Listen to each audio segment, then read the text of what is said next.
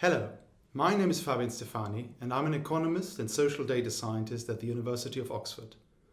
At our department, the Oxford Internet Institute, we study how our individual and collective behavior online shapes our economic, political and social world.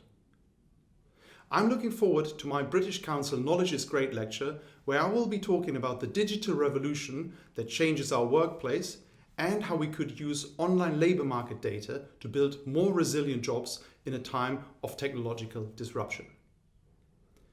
The current COVID-19 pandemic has tightened company budgets and forced firms and workers to switch from on-site to online work, thereby accelerating the pace of digitalization.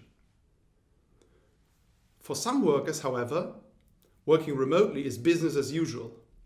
On so-called online labor platforms, work is sold and delivered remotely via the internet. In my lecture, I will be talking in greater detail why it is sometimes tricky to measure what is going on these online labor platforms and why their functioning is debated among researchers and policymakers. The data from online labor markets, however, could be used to design individual reskilling pathways for workers and building more sustainable jobs in the future. Thanks for now, and I'm looking forward to seeing you on my British Council Knowledge is Great lecture.